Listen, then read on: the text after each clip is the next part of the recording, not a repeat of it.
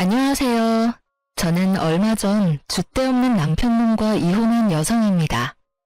생각보다 참을성 많은 제가 이혼에 이르게 된 과정을 이렇게 이야기하는 건 저 나름대로 이 이혼의 종지부를 찍고 싶기 때문이에요.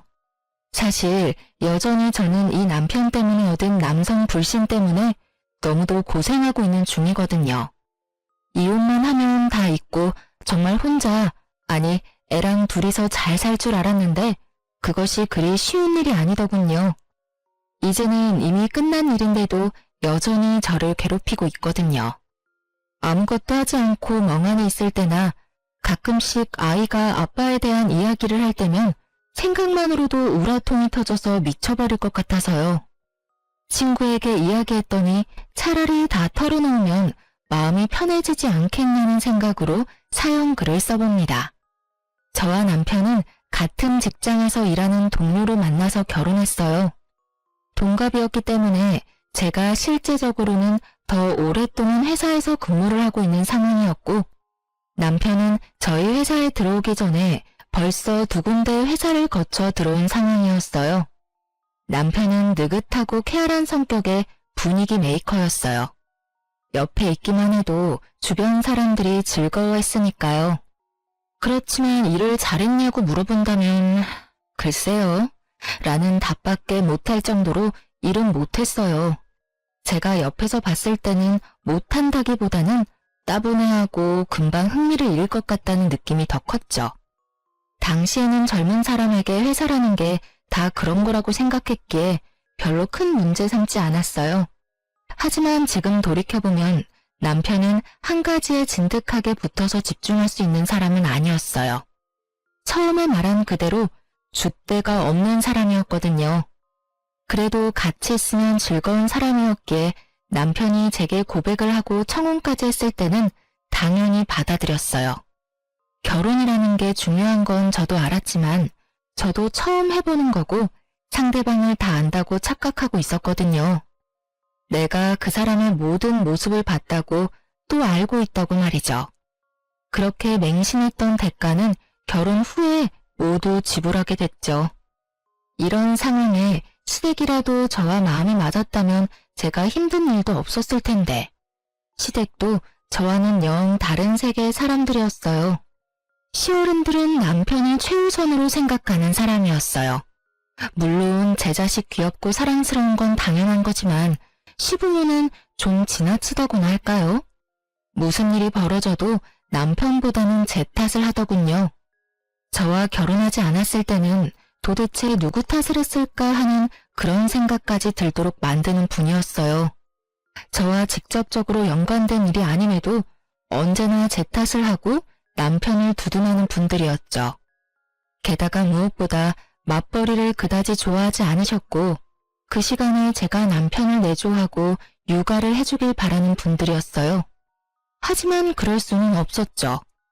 두 사람이 벌어도 수도권에서 살면 모자라게 되어 있거든요.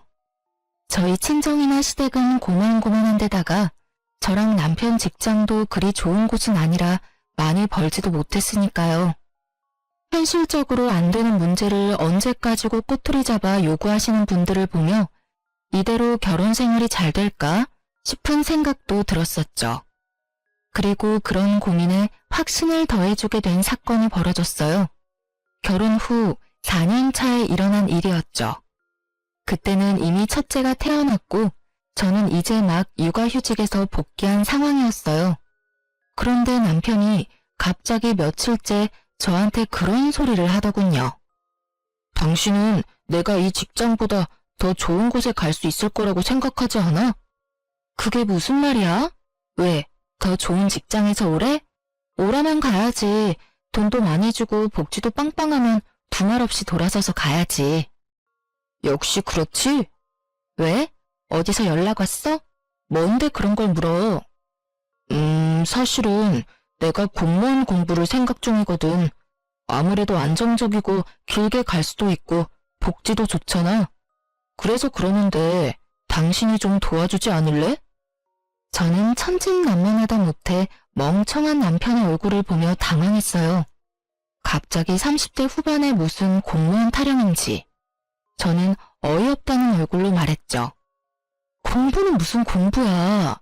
공무원 공부 시작할 생각하지 말고 차라리 일이나 계속해.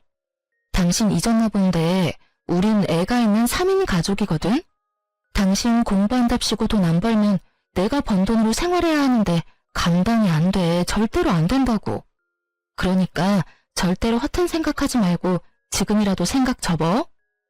내가 가만히 생각해봤는데 나는 일반 회사랑 궁합이 안 맞는 것 같단 말이야. 내 성격이랑 맞지도 않고. 누군 성격이 맞아서 이래? 아니, 젊고 결혼 전이라면 당신이 어디서 뭘 하든 상관 안 하는데 당신 지금은 애 아빠고 책임져야 할 가족이 있는 사람이야.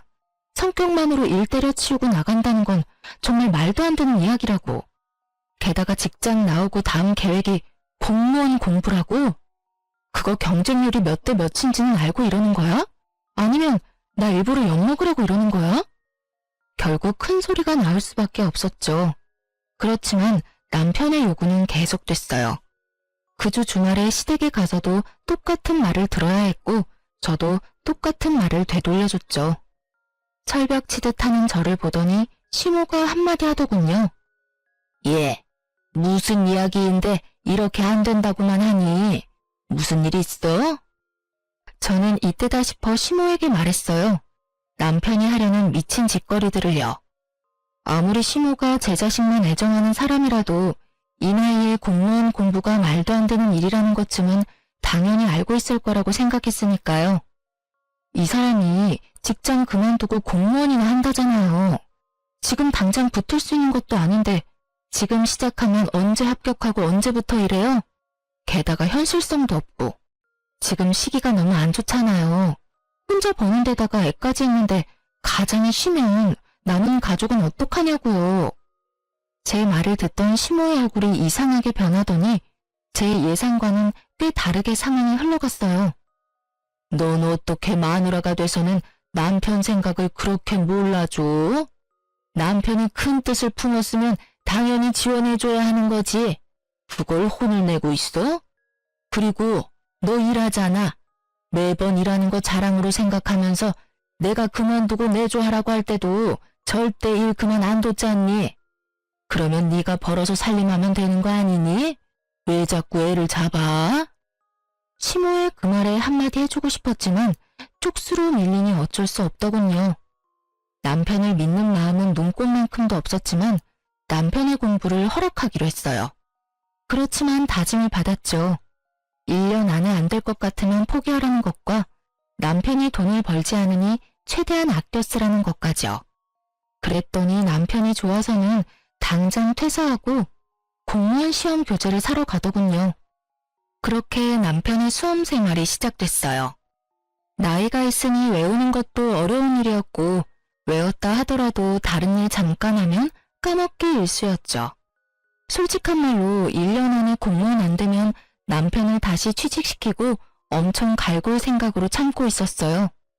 그런데 며칠 뒤에 뜬금없이 시모에게 전화가 왔어요. 저는 당시 일하고 있는 와중이었고 전화를 아슬아슬하게 받을 수 있었죠. 네, 어머님. 무슨 일로 전화하셨어요? 야, 너는 어떻게 된 애가 남편 밥도 안 주고 나와? 저는 의아했어요. 밥을 안 주다니요. 애 어린이집 보내기 전에 남편과 애 셋이서 아침을 먹었는데 말이죠. 어머님, 아침은 같이 먹고 나왔는데요. 점심 말이다, 점심. 지금 시간을 좀 봐. 애가 여태껏 아무것도 못 먹고 불쌍하게 굶기나 하고. 애초부터 이 결혼이 잘못된 거지. 남편한테 관심이 없는 여자랑 결혼을 해서 그래. 시모 말에 저는 두통이 오는 머리를 주먹으로 퉁퉁 두드렸어요. 시모가 우리 집에 갔을 리는 없고 가지 않았다면 답은 하나죠. 남편이 시모에게 밥 못 먹었다고 찡찡댔다는 거. 그리고 그 이야기에 시모가 전화와서 이런 어이없는 말을 하는 거고요. 어머님, 죄송하지만 저는 지금 회사에서 일하는 중이에요. 가까우면 모르겠지만 왕복 1시간이고요. 갔다 오면 제 점심시간이 없어지는 데다가 남편이 밥 차려 먹을 수 있도록 준비 다 해놓고 왔는데 갑자기 이게 무슨 소리세요? 그 사람 집에서 공부하고 있거든요? 집에 있는 사람이 밥을 해 먹어야지 어떻게 밖에서 일하는 사람이 집까지 가서 밥을 차려주고 나와요. 네가 준비를 해왔으면 왜 우리 아들이 나한테 전화와서 배고프다고 난리를 피우겠어? 그리고 우리 귀한 아들이 왜 혼자서 밥을 차려 먹어? 너는 손이 없니 발이 없니? 네가 나와서 당장 챙겨주고 와. 일한다고 생색내나 본데 일을 해도 남편 내조는 해야 할 거 아니야. 우리 아들 지금 공부하고 다닌다고 너 무시하는 거야? 시모 말 들어보니 남편 놈이 배고프다고 시모에게 전화해서 떽떽거린 모양이었어요. 집안이 어떻게 되어 있는지도 모르고 무작정 저한테 전화해서 저부터 족치는 시모를 보며 팔이 너무 안으로 그것도 아주 기형적으로 굽은 게 틀림없어 보였어요. 공부한답시고 돈도 벌지도 않는 축내기만 하는 남편놈에게 제가 집에까지 가서 밥을 차려줘야 할 이유가 하나도 없었잖아요. 오히려 제가 열받아서 내쫓지만 않으면 다행인 일을 무슨 생각으로 제 탓을 하는 건지 저는 시모에게 따지려다가 참았어요. 시모가 뭘 알겠나. 남편놈이 시모에게 언지를 준 게 더 잘못된 거라고 생각했거든요. 그래서 그날 저녁에 남편과 한판 뜨기로 결정했어요. 열을 받은 채로 집에 들어가는데 정말 났던 화가 폭발할 정도로 집안이 엉망진창이었어요. 혼자서 공부만 하고 있던 남편이었어요. 애는 제가 출근하는 길에 어린이집에 보냈었죠. 그런데 집에 도착했는데도 애가 보이지 않더라고요. 우리 애 어디 갔어? 어린이집에서 안 데리고 왔어? 내가 왜 데리러 가? 당신이 여태까지 데리고 왔으면 끝까지 당신이 데리고 와야지. 왜 나한테 그걸 시켜? 나 안 보여? 지금 공부하느라 바쁘잖아. 남편놈은 공부하는 자리에 앉아 있었지만 거실 테이블과 소파, 탁자 위에는 남편의 흔적이 고스란히 남아 있었어요. 과자 봉투와 음료수병, 커피를 마시고 씻지 않은 컵까지. 제 눈에는 남편이 오늘 하루 놀고 먹은 결과만 보였죠. 게다가 애도 데리고 오지 않다니 화가 머리끝까지 났어요. 당신한테 공부하라고 한 건 맞지만 상식적으로 집에서 공부만 하는 거면 애는 당신이 좀 데리고 와야 하지 않아? 애 어린이집이 아파트 단지 내에 있는데 거리가 멀지도 않은데 왜 매번 내가 데려올 때까지 기다리는 거냐고. 내가 항상 늦어서 어린이집에 죄송하다고 말하며 애 데리고 오는 거 알고 있으면서 이 시간까지 애를 그냥 놔두는 게 말이나 돼? 애가 있으면 시끄러워서 공부가 안 돼. 그래서 안 데리고 온 거고. 좀 그런 거로 나한테 짜증내지 마. 나도 열받으니까. 남편의 그 말에 뒷골이 확 당기더군요. 자기가 뭔데 열이 받아요? 이 상황에 열받을 사람은 저 말고 없잖아요. 결국 저도 남편에게 한마디 했어요. 당신 공부하라고 그냥 놔둔 건 당신이 하고 싶은 거 마지막으로 하게 해주려던 것뿐이야.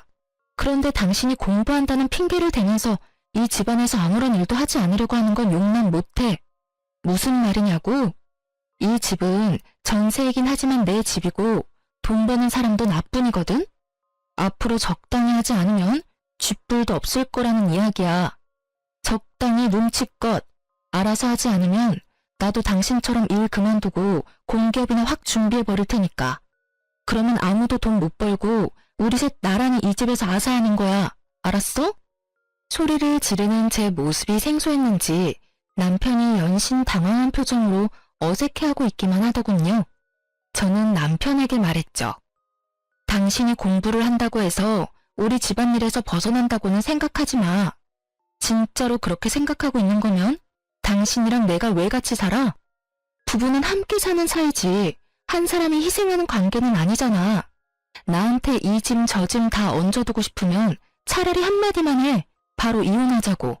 이혼 안 할 거면 당신도 어느 정도 희생해. 지금 현재도 나만 희생하고 있는 거 알고는 있지? 결국 제 말에 남편이 쫄았는지 그 뒤로는 그런 막무가내 짓은 안 하더군요. 그리고 어지럽혀 두었던 식탁이며 거실도 집에 올 때는 다 정리가 되었죠. 그제야 사람 사는 집처럼 보였어요. 솔직하게 말해서 남편이 일을 하지 않으면 제가 조금은 편해질 줄 알았는데 제가 더 불편해질 줄은 몰랐거든요. 게다가 남편이 일을 그만뒀으니 저라도 많이 벌어보려고 야근을 많이 잡아놓은 터라 피곤함마저 가득했으니까요. 그렇지만 이렇게 고생해보면 남편도 곧 제정신 차리겠지 하는 마음으로 버텼어요. 그렇지만 그만두겠다고 하지는 않더군요. 오히려 더 오기가 생긴 것처럼 예전보다 더 열심히 하더군요. 그래, 뭐 이것도 괜찮겠다 싶었어요. 차라리 진짜 공무원이 되면 제가 힘든 일이 없어지게 될지도 모르니까요. 그런 생각으로 남편을 놔뒀어요. 다만 그 이후로는 일하지 않으면 사람 대접을 하지 않겠다고 하니 남편이 설거지며 아이 등 하원을 시켜주더군요. 이때가 가장 평온했고 별일 없는 날들이었던 것 같아요. 그 뒤에는 제 상상을 초월하는 일이 벌어졌거든요. 얌전히 공부만 하고 있을 거라 생각했던 남편이 어느 날은 제게 슬며시 다가와 한마디 툭 꺼내더군요. 나 직장 생활은 내 체질에 안 맞는 것 같아. 특히 다른 사람 밑에서 일하는 게 힘든데 다른 회사의 직원으로 가든 공무원으로 가든 내 위로는 다 내가 고개 숙일 사람밖에 없으니까. 그래서 이번에는 특별히 장사를 한번 해볼까 싶은데 어때? 저는 너무 당황했어요. 공부를 시작한 지 1년이 지나서야 그런 말을 하더군요. 당신 지금 공부한 지 1년이나 됐어. 장사라니. 그거 할 거면 공부는 뭐하러 한다고 그랬어? 1년이라는 시간을 투자했으면 모든 결과를 보고 결정해야 할 거 아니야. 결과보다는 내 성격이 그런 것 같아. 어차피 공무원도 계급사회인데 내가 적응 못할 것 같거든. 그럴 바엔 차라리 내가 사장인 자영업자가 되는 게 나을 것 같아서. 말을 한 번 내뱉었으면 좀 지켜. 당신이 하는 생각에 이리저리 휘둘려야 하는 내 생각은 안 해? 1년째 혼자 집안 살림하며 돈 쓰고 있는데 당신은 나한테 미안하지도 않아? 미안하게 생각하니까 장사를 하겠다는 거잖아. 내가 그런 성격이 아닌데 어떻게 하고 싶지 않은 걸 시켜. 내가 하라고 했어? 난 분명히 처음에 당신 공부하고 했을 때 말렸거든? 한참 공부시켜 놓으니까 이번에는 뭐? 장사? 난 절대로 그거 허락 못해. 차라리 지금 공부를 계속하던지 해. 아, 이래서 당신이랑은 대화가 안 된다고. 알았어. 내가 대충 알아서 할 테니까 당신은 신경 쓰지 마. 신경을 쓰이지 않을 리가 없잖아요. 그날 이후로 저는 남편의 일거수일투족에 신경을 썼어요. 뒤를 쫓는 정도는 아니었지만 그래도 이 사람이 무엇을 하고 있는지 정도는 알아야 한다고 생각했어요. 사고 치기 전에 막아야 한다는 일념으로 말이죠. 그런데 한창 남편이 공부도 팽개치고 열심히 여기저기 움직이더군요. 그러더니 장사 이야기가 나온 지 한 달 만에 저한테 말하더라고요. 당신 돈 좀 있어? 나 꼭 필요한데 써야 하는데 좀 빌려줘. 나중에 2배로 갚아줄게. 무슨 일이야? 설마 또 장사 때문에 돈 빌리는 거면 난 절대 못 줘. 난 승산 없는 일에는 투자 안 해. 승산이 왜 없어? 이번에 친구 정훈이 좋은 아이템 가져왔거든? 당신도 들으면 진짜 혹할 것 같은데. 지금 가게 리모델링에 돈이 좀 쪼들려서 그래. 당신이 좀만 도와주면 안 될까? 장사하는 거면 돈 안 준다고 했지. 그리고 벌써 일 다 버렸잖아. 게다가 동업? 그리고 리모델링이면 이미 가게가 들어섰다는 건데 가게 세울 돈은 어디서 났어? 내가 받은 퇴직금 좀 넣었지. 그리고 모아뒀던 돈도 넣었고. 저는 제 귀를 의심할 수밖에 없었어요. 남편이 가지고 있던 돈을 다 털어놓았다는 말이었거든요. 모으고 있던 돈과 퇴직금까지 털어낸 남편은 정말로 빈털털이었어요. 그런 남편이 제게 돈을 더 요구하니 속이 터졌죠. 그 가게가 어떤 가게인지는 모르지만 일단 저는 제 인생에만 집중하기로 했어요. 그 말은 돈을 빌려주지 않았다는 뜻이죠. 제가 돈을 빌려주지 않으니 남편 놈이 아주 열받는다는 표정으로 저한테 눈으로 욕을 마구마구 하더라고요. 그러나 더 이상 달라고 요구하지 않고 사라졌어요. 저는 남편이 어디로 갔는지 알 수 없었지만 어디든 제발 제정신 차릴 수 있는 곳에 가길 바랬어요.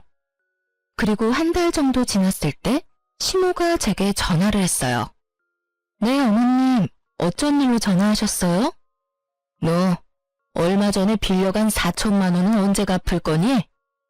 돈을 갚으라고요? 금시초문인 일이었죠.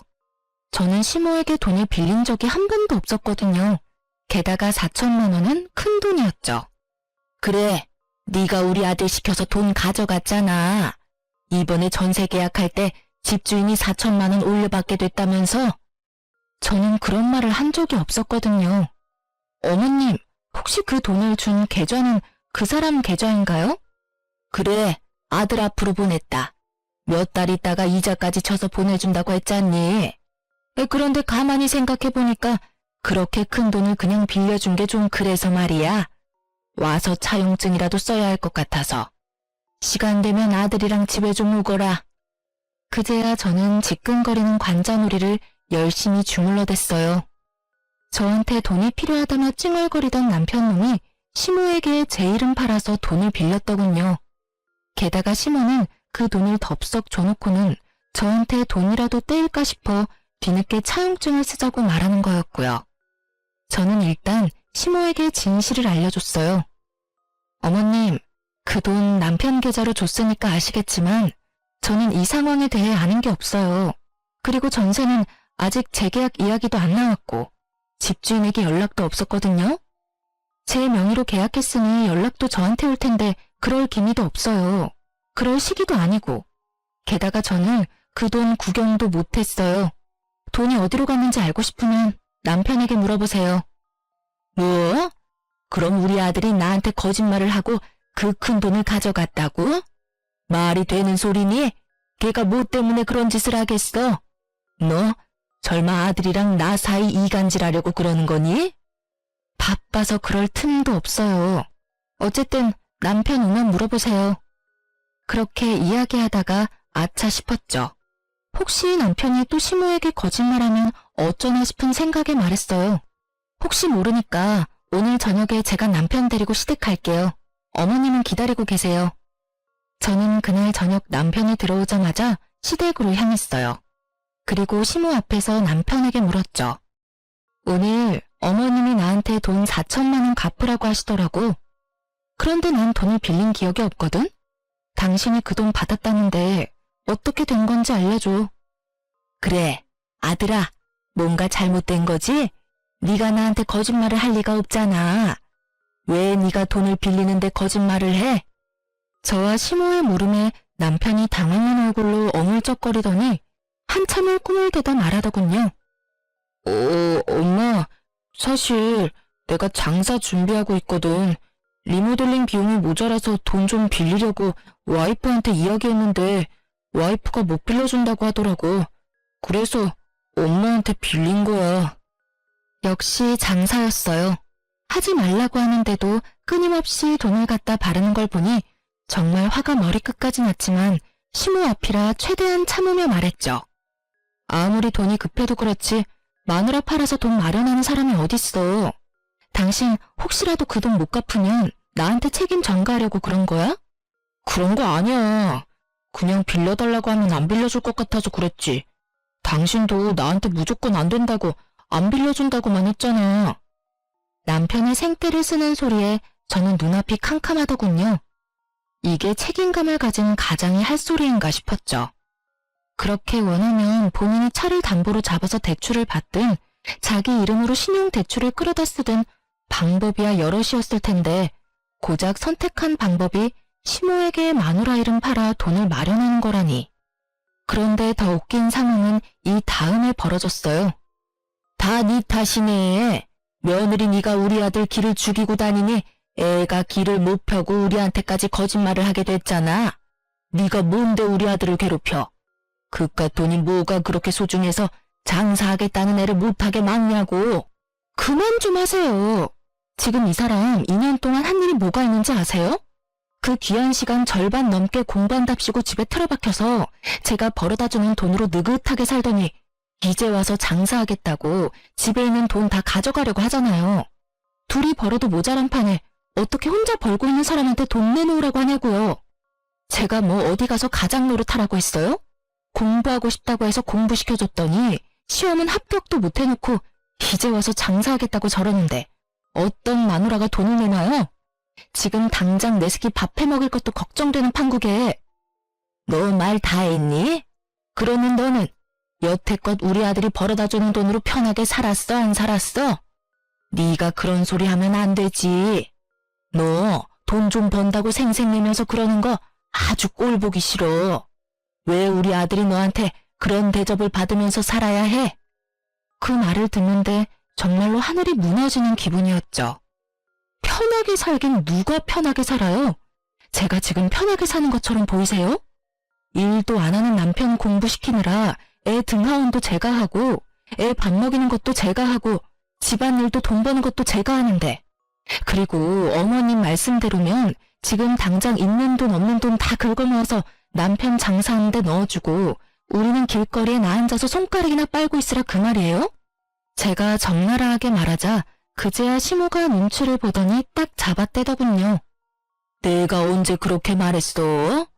넌 사람을 꼭 그렇게 이상한 사람으로 만들어야겠니? 그게 아니면 뭔데요? 제 말이 어머니 말이랑 뭐가 달라요? 집에 있는 여윳돈은 다 남편한테 갖다 바쳐라 이거잖아요. 일도 안 하고 집에서 쳐놀기만 하는 주제에 사고나 치고 다니는 남편한테. 말이 통하지 않는 시모와 눈치 보며 그저 여기서 벗어나길 바라는 딱2머리 없는 남편 놈을 보면서 저는 끓어오르던 화가 터져버렸어요. 됐어요. 이런 말 할 필요도 없네요. 당신 이혼해. 줏대 없는 당신 때문에 고생하며 여기까지 왔는데 더는 못하겠어. 내가 왜 이런 취급 당하면서까지 당신하고 같이 살아야 해? 애는 내가 데리고 살 거니까 당신은 당신 원하는 대로 공부를 하든지 장사를 하든지 마음대로 해. 제 이혼 이야기에 남편은 당황해서 변명부터 하기 바쁘더군요. 이혼? 갑자기 웬 이혼이야. 장사 한번 하겠다는데 이혼하는 건 너무한 거 아니야? 나한테도 시간을 줘야지. 난 그 시간 못 기다려. 솔직하게 말해서 지금도 싱글맘 기분이야. 이혼을 안 하면 사고 많이 치는 애랑 어린애 둘을 키우는 기분일 거고, 이혼하면 그냥 어린애 하나 키우는 기분이겠지. 그러니까 이제 그만하자. 당신 진짜 이럴 거야? 솔직하게 말해서 당신만 이혼하고 싶은 건 줄 알아? 내가 하고 싶은 말이었어. 그래도 당신 고생한 거 알고 있으니까 여태껏 내가 참은 거지. 뭘 참았는데? 네가 도대체 뭘 참았다고 네 입에서 이혼 이야기가 나와. 결혼해서 마누라 고열 빨아가며 열심히 놀았으면서 당신이 뭘 참았는데? 내가 한 잔소리가 그렇게 듣기 싫었어? 당신이 정상적으로 직장만 다니고 있었어도 내가 그랬겠어? 와, 내가 이런 남자랑 결혼했다니 진짜 최악이다, 최악. 그래, 당신도 이혼하고 싶었다니 다행이네. 질질 끌고 할 필요도 없이 깔끔해서 좋겠어. 이런다고 내가 무서워할 줄 아나 본데 당신이나 후회하지 마라. 여태껏 나 깔본 거 생각하니까 더 열받네. 줘, 이혼 서류. 지금 당장 작성해서 줄 테니까. 그래야 돼. 잘 생각했어. 이런 여자가 남편 잡아먹는 년이야. 세상 천지의 반이 여자고 우리 아들 내조 잘해줄 여자도 어딘가에는 있을 거다. 처음부터 이런 여자인 걸 알았으면 결혼을 허락하지도 않는 건데. 시모의 응원의 말에 힘입었는지 결국 남편 놈은 그 자리에서 이혼 서류를 작성하더군요. 이혼 서류는 제가 가져온 거였어요.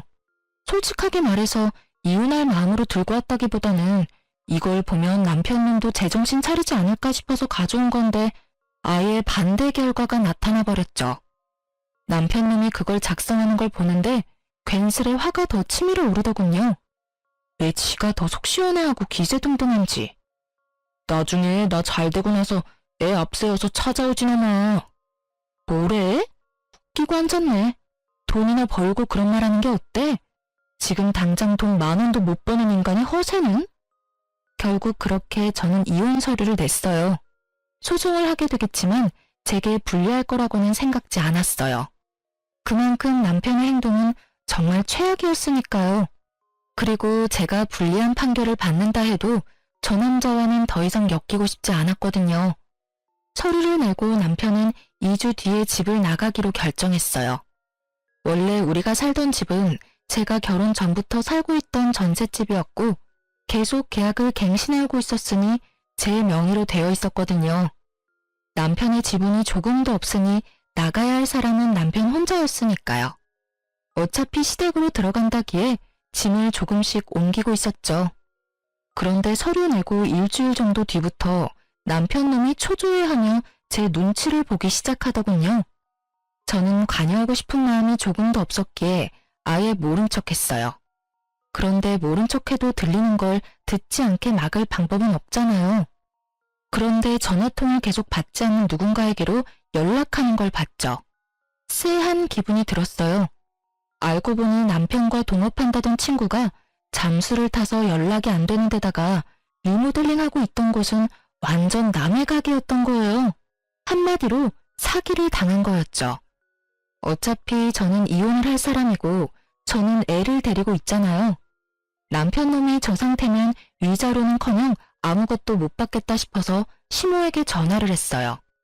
네가 무슨 일로 전화니? 나는 할 말 없다. 이미 우리 아들이랑 이혼하기로 한 거 잊었어? 나한테 이혼은 실수였다고 말하기만 하면? 그런 거 아니에요. 어머님 아드님이 사기를 당한 것 같네요. 동업한다는 친구가 연락이 안 되는 것 같아요. 본인 퇴직금이며 모아둔 돈도 다 장사 미천으로 동업자에게 갖다 바친 모양인데 어머님 돈도 거기 들어가 있지 않나 싶어서요. 제 말에 갑자기 수화기 너머로 목소리가 뚝 끊기더군요. 사기? 넌 도대체 뭘 했길래 남편이 사기를 당하도록 만들어? 엉망진창으로 해놓고 이혼하면 너 혼자 도망가겠다는 거랑 뭐가 달라? 설마 이럴 거 알고 이혼하자고 한 거니? 사기 당할 걸 누가 알겠어요. 그리고 저는 애초에 장사하는 걸 반대했던 사람이라고요. 무슨 말만 하면 다 제 탓을 하시는데 이렇게 된 건 어머님 탓이 제일 크잖아요. 아들이 허튼 짓 하는 것 같으면 부모가 말리든지 타이르든지 해야 하는데 어머님 뭐라고 그러셨어요? 며느리가 남편 이겨먹으려고 한다고 남편 하고 싶은 대로 못하게 한다고 엄청나게 혼내셨잖아요. 그때 막았으면 이런 꼴 받겠어요? 그러면 어쩔 수 없지. 네 전세금 빼서 나한테 갚아. 나는 그 돈 무조건 받을 거니까. 전세금은 오로지 제 돈이라서 그렇게 못하죠. 그리고 돈 빌린 사람이 따로 있는데 왜 저한테 그러시는지? 저는 그 돈 구경도 못 해봤고 어차피 법원에서 금융 기록 확인하면 남편한테 흘러가서 남편이 동업자한테 준 거 다 확인될 거예요. 그리고 와이프랑 자식 방임한 건 남편 책임이니까 그에 대한 위자료는 아마 제가 받아야 할 거고요. 남편이 못 내면 저도 법적으로 할 수 있는 조치는 다 취할 거예요. 그러니까 앞으로 아드님 고삐 잘 쥐고 있으시라고요.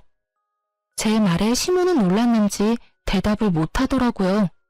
결국 그날 남편은 시모에게 불려갔고 집에 왔을 때는 시부모에게 몇 대 맞았는지 제대로 털린 얼굴로 돌아왔더군요. 그러면서 저한테 한마디 하더라고요. 당신이 우리 엄마한테 나 사기당했다고 말했어? 왜 그딴 말을 해? 누가 사기를 당했다고? 동업자한테 돈을 다 넘겼는데 동업자가 연락이 안 되고 리모델링 중이라던 가게가 실제로 다른 주인이 있었던 거면 그게 사기지. 당신은 그게 사기가 아니라고 생각해? 그래서 내가 미리 이야기했잖아. 장사 쉽게 보지 말라고. 그리고 제대로 할 거였으면 돈이 어디서 어떻게 흘러갔는지 정도는 당신이 확인하고 같이 돈 쓰는 자리에 있었어야지. 동업자한테 다 맡겨놓고 당신 혼자 편하게 있으면서 장사를 한다고? 내가 처음에는 당신이 줏대가 없는 사람이라고 생각했는데 그게 아니었어. 당신은 세상 모든 일이 그냥 쉽게 보였던 거지. 그래서 매번 뭐 하나 잃어보지도 못하고 딴 거 찾고 그래서 이렇게 사기도 당하잖아. 제 말에 전곡을 찔렀는지 남편 놈은 가만히 저만 째려보더군요. 째려보면 뭐 어쩔 건데. 나 째려보고 있으면 동업자가 갖고 나른 당신 돈이 나올 것 같아? 이러고 있을 시간에 그 동업자 찾으러 다니는 게 훨씬 낫지 않겠어? 어차피 일도 없고 공부도 안 하고 한가했잖아. 애를 보기를 해, 집안일을 하기를 해. 아무것도 안 하는데 뭐하러 여기서 전화통만 붙들고 있는지 당최 이해가 안 돼서 말이야. 그리고 말해두는데 나는 어떻게 해서든 내 목 다 받아낼 거야. 그러니까 당신도 그렇게 생각하고 있으라고. 대충 어영부영 넘어가는 건 절대 없을 거니까. 구구절절 다 맞는 소리를 하니 뭐라 말하지도 못하고 여기서 더 싸웠다가는 오히려 이혼에 더 불리해질 것 같으니 남편 놈은 조용히 화를 삭히더군요. 만약 사기당한 화를 저한테 다 쏟아냈으면 저도 참지 않고 완전 맞받아칠 작정이었는데 그렇게 되지 않고 끝났어요. 남편 놈은 그날 저녁에 바로 남은 짐을 다 싸서 시댁으로 갔죠. 그렇게 저와 남편은 이혼이 법적으로 정리될 때까지 사적으로 연락하지 않았어요. 그리고 이혼하고 나서 남편 놈의 근황을 듣고는 이혼 참 잘했다는 생각을 했어요. 전 남편은 시댁에서도 밥만 축내며 지냈다고 하거든요. 의욕도 없고 의지도 없고 이년을 내일이 놀아서 회사 생활에 아예 흥미를 잃은 전 남편이 시부모 눈에도 아주 밉보였나 보더군요. 하긴 결혼시켜서 밖에 내놓았을 때는 가까이 있지를 않으니 귀하고 자랑스러운 내 자식이겠지만 집에서 저렇게 철없는 아들을 보고 있으면 어느 부모가 화가 안 나겠냐고요.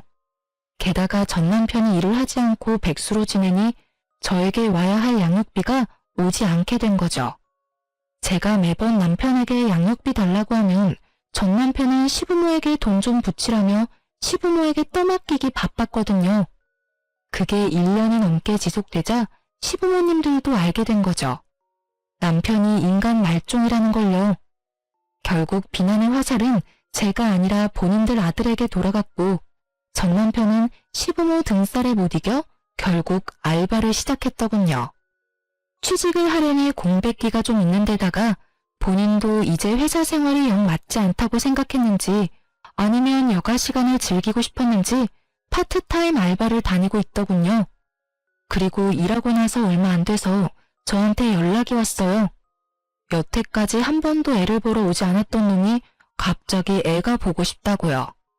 애가 보고 싶다는 아빠를 외면할 수는 없으니 일단 만날 약속을 잡았어요.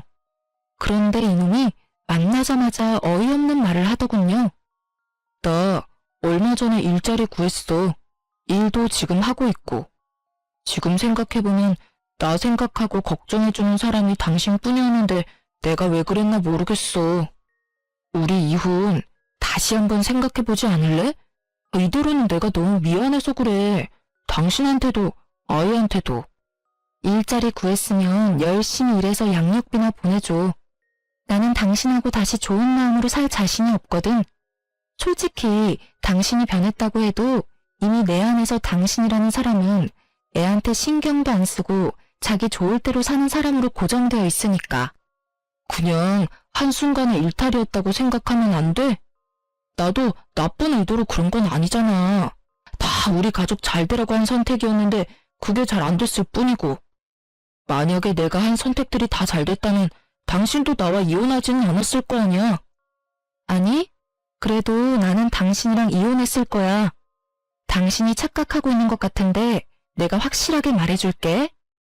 당신이 잘 되고 못 되고를 떠나서 당신이 한 선택들은 나랑 애를 생각하면 선택할 수 없는 일들 뿐이었어. 와이프를 일하게 하고 애도 돌보지 않고 하지 말라는 것만 골라서 한 모든 것들이 말이야. 그러니까 한마디로 너는 네 생각만 하는 이기적인 놈이라 이거지. 그러니까 다시 이혼해도 넌 똑같이 이기적인 선택을 할 거야. 그리고 당신이 변했다 해도 나는 다시는 너한테 안 가. 내가 아는 다른 사람과 잘해봐. 나는 2번을 당했으니까 3번은 당하고 싶지 않거든?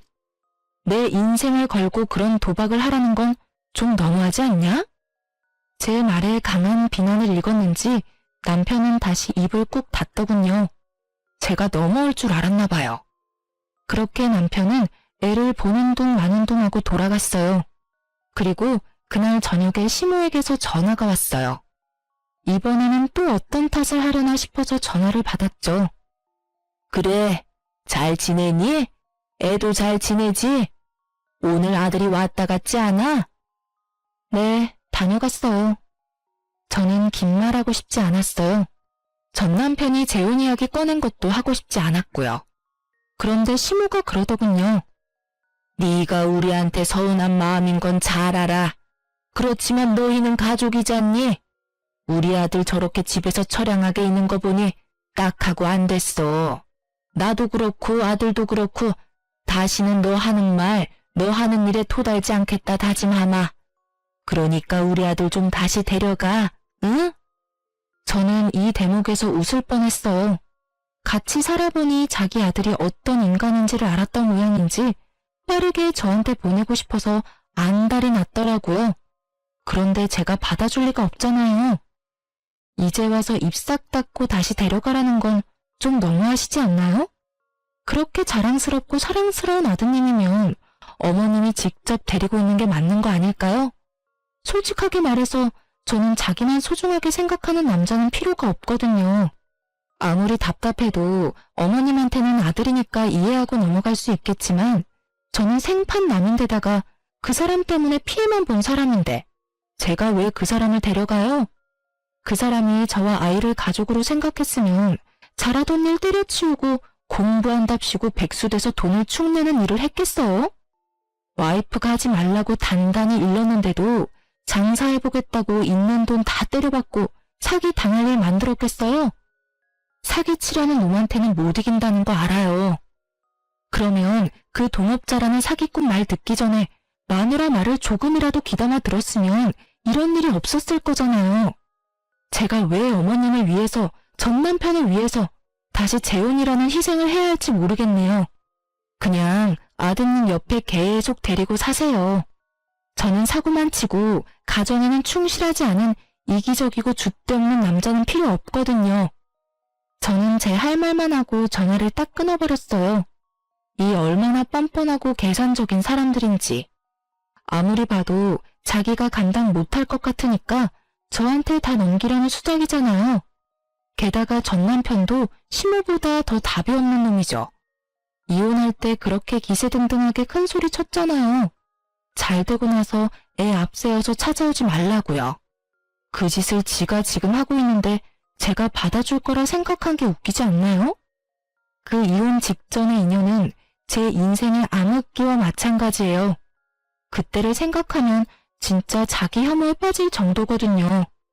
그래도 어떻게든 너무 늦지 않은 시기에 빠져나와 천만다행이라고 생각하고 있어요. 실은 전 남편이 공부를 한다고 했을 때부터 이혼을 해야 하나 싶은 마음이 있었던 것도 사실이고 그때 이혼을 했다면 제가 그만큼 고생할 일도 없었겠죠. 하지만 그 당시에는 그 사람을 한번 믿어보고 싶은 마음이 있었던 건지도 몰라요. 물론 배신당했지만요. 그랬기에 두 번째에는 더 늦기 전에 이혼할 수 있었던 것 같아요. 이렇게 사연글을 통해서나마 제 이혼을 털어놓고 나니 마음에 마침표가 찍혀진 기분이네요. 저와 이렇게 어울려주신 분들께 감사드립니다. 좋은 일로 다시 글을 써볼 기회가 있었으면 좋겠네요. 들어주셔서 감사합니다.